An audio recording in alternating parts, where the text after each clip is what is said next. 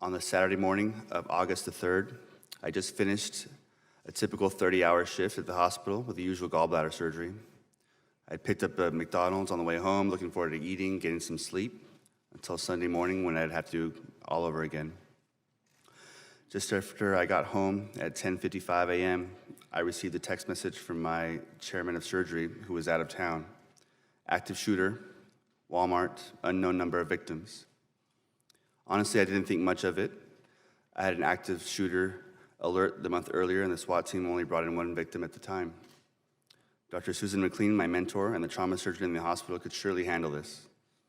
A text 2 minutes later was sent to all surgeons in our group. If anybody is in El Paso, go to the hospital.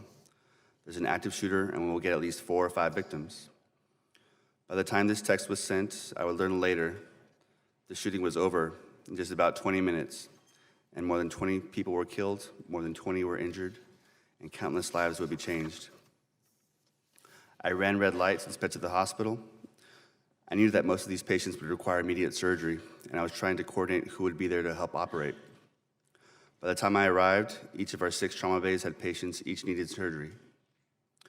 Dr. McLean was already in the operating room with one of them.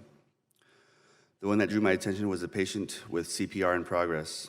She had been talking just a few minutes before, and now from a shoulder wound, she was lifeless. My resident and I quickly and methodically cut open her chest to begin manual cardiac compressions.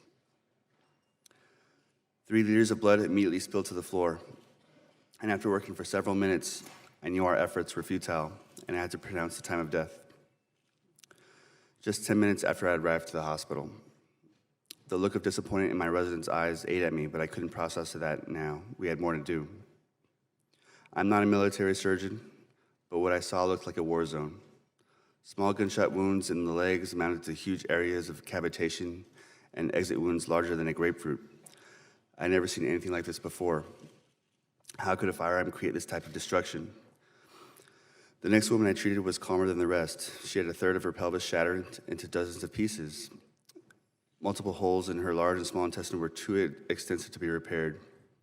In damage control surgery, decisions have to be made to remove parts of intestine instead of sewing the holes closed when there are more pressing issues to be addressed. In this case, it was clear that none of this intestine could be salvaged.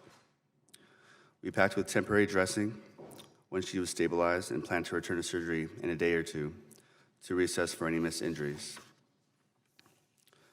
I have treated countless patients with gunshot wounds from small firearms.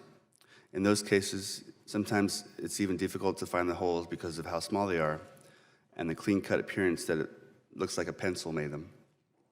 Here, it was not so. We had 14 patients come in the span of 34 minutes. The other main hospital in town received 11 patients. 7 of our patients went straight to the OR for surgery in that single hour, and most had to return to the operating room several more times. And their journey is still not done.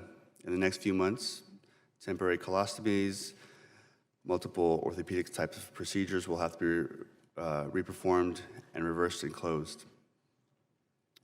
In the aftermath, 22 people lost their lives that day.